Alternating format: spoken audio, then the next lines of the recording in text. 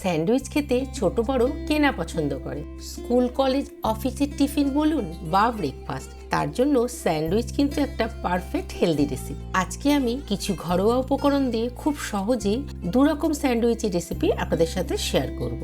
Egg sandwich আর chicken sandwich.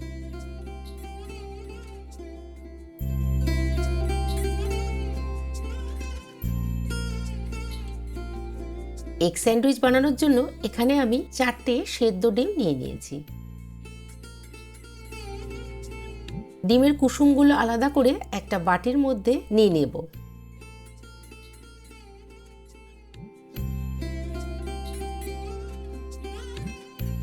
ডিমের যে সাদা অংশ আছে সেগুলোকে একটা চাকু দিয়ে ছোট ছোট পিস করে নিতে হবে।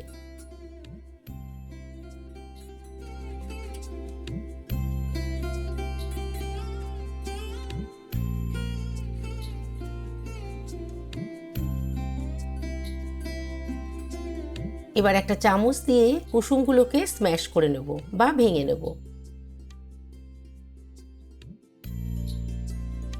কিন্তু এখানে এগুলোকে কিন্তু পুরো স্ম্যাশ করা যাবে না, একটু দানা দানা থাকে, এইভাবেই ভাঙতে হবে।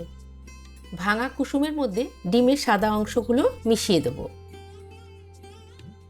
তার মধ্যে দিয়ে দেব 3 থেকে 4 চামচ মেয়োনিজ, কিছু কুচানো ধনেপাতা, রসুন কুচি আর লঙ্কা কুচি, 2 থেকে 3 চামচ টমেটো সস,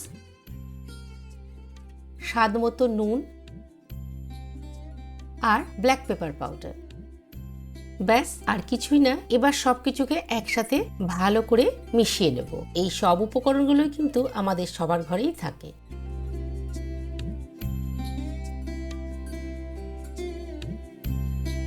ফিলিংটা রেডি হয়ে গেলে এবার নিয়ে নেব বড় সাইজের স্যান্ডউইচ ব্রেড। আপনার কাছে যদি স্যান্ডউইচ ব্রেড না থাকে তাহলে নর্মাল যে ব্রেড থাকে বা ব্রাউন ব্রেড থাকে সেটাও আপনি ব্যবহার করতে পারেন। স্যান্ডউইচ ব্রেডগুলো একটু সাইজে বড় হয় আর দেখতেও ভালো লাগে, তাই নিয়েছি। ব্রেডে যে সাইডের ব্রাউন অংশগুলো আছে সেগুলোকে কেটে বাদ দিয়ে দেবো। আপনি ইচ্ছা করলে এগুলো নাও বাদ দিতে পারেন। কিন্তু এই স্যান্ডউইচগুলো তো কোনো রকম সেঁকা হবে না বা গ্রিল করা হবে না, তাই সাইডগুলো কেটে নিলেই খেতে বেশি ভালো লাগে।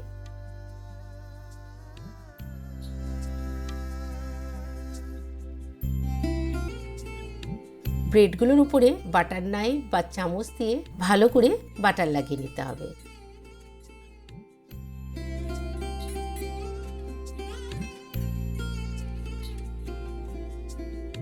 এবার একটা ব্রেডের উপরে ফিলিংগুলো দিয়ে দিতে হবে 2 চামচ করে।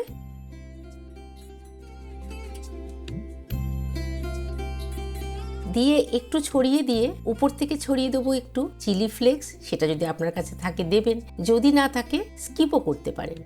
আর এই স্যান্ডউইচটাকে আরেকটু হেলদি করার জন্য উপর থেকে দিয়ে দেবো পেঁয়াজের স্লাইস, শসা স্লাইস, আপনার কাছে টমেটো স্লাইস থাকলে সেটাও ব্যবহার করতে পারেন। উপর থেকে এবার আর একটা ব্রেডের পিস দিয়ে একটু হাত দিয়ে প্রেস করে দিতে হবে। ইচ্ছা করলে আপনি এই ব্রেডের মধ্যেখান থেকে একটা পিস করে এটাকে 2 পিস করে নিতে পারেন। আবার এভাবে পুরোটাই খাওয়া যেতে পারে। ব্যাস, তৈরি হয়ে গেল দারুণ টেস্টি হেলদি এগ স্যান্ডউইচ। তাহলে দেখতেই পেলেন, গ্যাসের চুলা, ওভেন, স্যান্ডউইচ মেকার কোনো কিছু ব্যবহার না করেই চটজলদি কত তাড়াতাড়ি তৈরি হয়ে গেল এগ স্যান্ডউইচ। এগ স্যান্ডউইচ এতটাই টেস্টি হয়, এটা আপনি এমনিই খেতে পারেন। আবার একটু মুখরোচক করার জন্য সস বা মেয়োনিজে ডিপ করেও খেতে পারেন। ব্রেকফাস্ট বা টিফিনের জন্য একটা পারফেক্ট হেলদি রেসিপি হলো এগ স্যান্ডউইচ।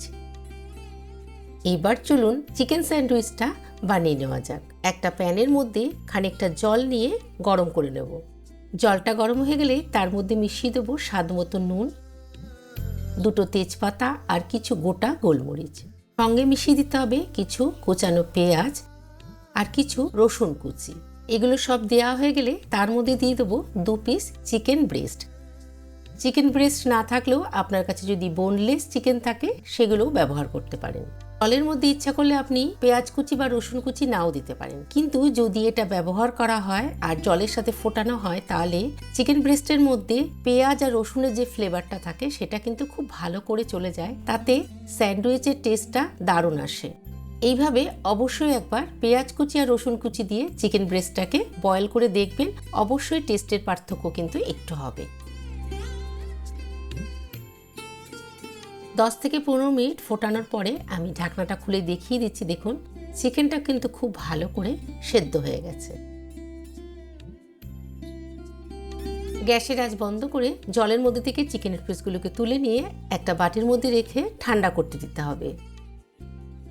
ঠান্ডা হয়ে গেলে চিকেনের পিসগুলোকে তুলে নিয়ে দুটো চাকু বা কাঁটা চামচের সাহায্যে একটু শ্রেড করে নিতে হবে বা ছিঁড়ে ছিঁড়ে নিতে হবে। এই কাজটা আপনি বাটির মধ্যেও করে নিতে পারেন বা একটা চপিং বোর্ডের মধ্যেও করে নিতে পারেন। এটা করবেন চিকেনটাকে একটু পাতলা পাতলা শেড করে নিতে বা চিড়ে নিতে। এই কাজটা করতে 4 থেকে 5 মিনিট সময় কিন্তু লাগবে, কিন্তু এই স্যান্ডউইচটা এতটা টেস্টি হয় যে এইটুকু খাটনির কথা আপনার পরে আর মনে থাকবে না।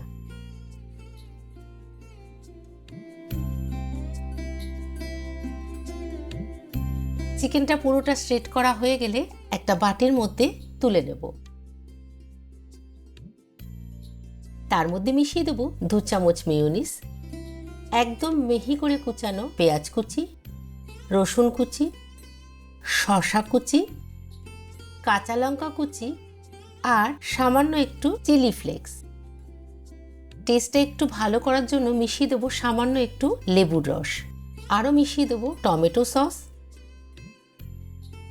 চিলি সস, সামান্য একটু কাসুন্দি বা যদি আপনার কাছে মাস্টার্ড সস থাকে সেটা দিলে তো আরও ভালো হয়। আবার শেষে স্বাদ মতো নুন আর সামান্য একটু ব্ল্যাক পেপার পাউডার। এই যা যা উপকরণ আমি মেশাতে বললাম এর মধ্যে যদি কোনোটা আপনার কাছে না থাকে আপনি স্কিপও করতে পারেন, তাতে কোনো অসুবিধা নেই। কিন্তু সবগুলো যদি ব্যবহার করা হয় বা মেশানো হয় তাহলে কিন্তু এই স্যান্ডউইচের টেস্টটা মনে হবে একদম দোকান থেকে কিনে আনা স্যান্ডউইচের টেস্টের মতো। সব উপকরণগুলো একসাথে খুব ভালো করে মিশিয়ে নেব। এটা তৈরি হয়ে গেলে একদিকে রেখে দেবো, দিয়ে চলুন একটা সস তৈরি করে নিই। কিছুই না, 2 চামচ বা 4 চামচ মেয়োনিজের মধ্যে মিশিয়ে দেবো 2 চামচ মাস্টার্ড সস বা কাসুন্দি। ভালো করে একটু মিশিয়ে নিতে হবে। এই সসটার জন্যই কিন্তু স্যান্ডউইচের টেস্টটা একদম মনে হবে আলাদা। নিয়ে নিতে হবে স্যান্ডউইচ ব্রেড বা বড় যে ব্রেডগুলো আছে সেগুলো। এবার কিন্তু আমি ব্রেডের উপরে বাটার লাগাবো না, যে সসটা তৈরি করলাম সেই সসটাকে ভালো করে স্প্রেড করে দিতে হবে। কি স্বাদে একটু টুইস্ট আনা গেল তো। এবার ব্রেডের উপরে দিয়ে দেবো 2 থেকে 3 চামচ চিকেনের যে ফিলিংটা তৈরি করেছিলাম সেটা। একটু ছড়িয়ে দিয়ে তার উপরে আর একটা ব্রেড দিয়ে দেবো। এবার ব্রেডের উপরের পোর্শনে খানিকটা বাটার লাগিয়ে নিতে হবে।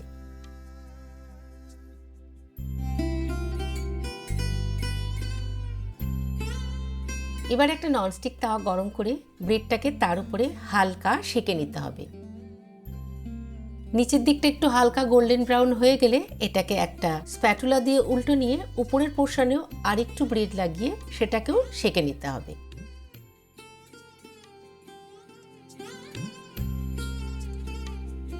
দুপাশটাই ভালো করে বাটার দিয়ে সেঁকা হয়ে গেলে এই স্যান্ডউইচটা কিন্তু একদম ক্রিস্পি তৈরি হয়ে যাবে।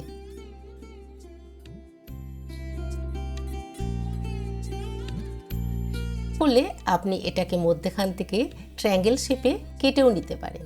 দারুণ স্বাদের চিকেন স্যান্ডউইচটাও কিন্তু খুব সহজেই তৈরি হয়ে গেল।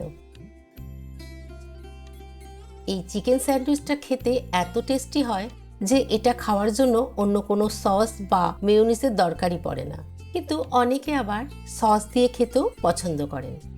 অবশ্যই কিন্তু এইভাবে চিকেন স্যান্ডউইচটা বাড়িতে একবার বানিয়ে নেবেন।